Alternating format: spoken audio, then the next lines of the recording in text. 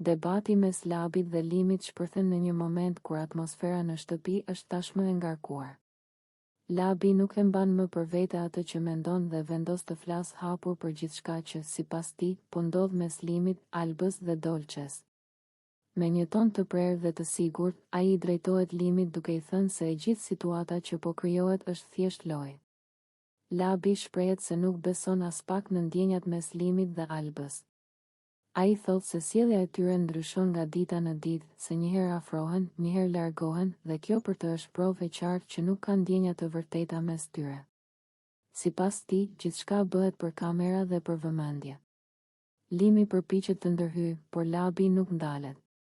Ai vazhdon duke thënë se Alba sillet sikur është shumë e lënduar, por në të njëjtën kohë pranon situata që, sipas tij, nuk përputhen me një person që dashuron vërtet. Ai thekson se nëse do të kishte ndjenja reale, sjellja e saj do të ishte krejt ndryshe. Më pas, Labi përfshin edhe Dolçen në debat. Ai thot se edhe ajo, sipas mendimit të tij, është pjesë e së njëjtës loje. Ai shprehet se Dolçe njëherë qan, njëherë largohet, njëherë kthehet sërish pranë Limit, dhe kjo për Labin tregon qartë se situata po përdoret për strategji dhe jo për ndjenja. Debati bëhet gjithnjë e më i nxehtë. Zërat ngrihen dhe banorët e tjerë ndalen për të dëgjuar. Disa shikojnë të habitur, të tjerë tundin kokën, sepse fjalët e Labit prekin një temë që prej kohësh është përfolur në shtëpi. Heshtja mes fjalive bëhet e rëndë dhe çdo reagim shihet me kujdes. Labi i drejtohet sërish Limit, duke i thënë se publiku nuk është budalla dhe se këto sjellje bien në sy.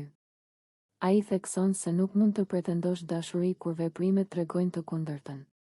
Për të gjithë kjo është një skemë e përsëritur për të qëndruar në qendër të vëmendjes. Limi reagon me nerva, duke mohuar gjithçka dhe duke thënë se askush nuk ka të drejtë të gjykojë ndjenjat e tij. Ai shprehet se ajo që ndjen është reale dhe se askush nuk e njeh më mirë se ai vetë. Por Labi nuk bindet dhe i përgjigjet se fjalët nuk mjaftojnë kur veprimet flasin ndryshe. Debati vazhdon për disa minuta, me ndërprerje, akuza dhe kundërpërgjigje. Atmosfera në shtëpi bëhet e rëndë dhe tensioni ndihet në çdo cep.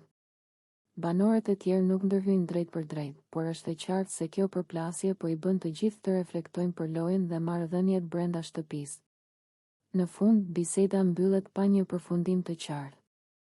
Labi mbetet në qëndrimin e tij, duke këmbëngulur se gjithçka është lojë, ndërsa Limi largohet i irrituar, duke ndjerë se është sulmuar padrejtësisht. Pas debatit, shtëpia mbetet në heshtje, me një ndjesë mosbesimi dhe dyshimi që vazhdon edhe më gjatë se vetë përplasja. Ky moment çndërrohet në një diskutim të gjatë dhe të tensionuar që mban vëmendjen e shikuesve për më shumë se 5 minuta, duke nxjerrë në pa dyshimet, akuzat dhe lojrat psikologjike mes banorëve.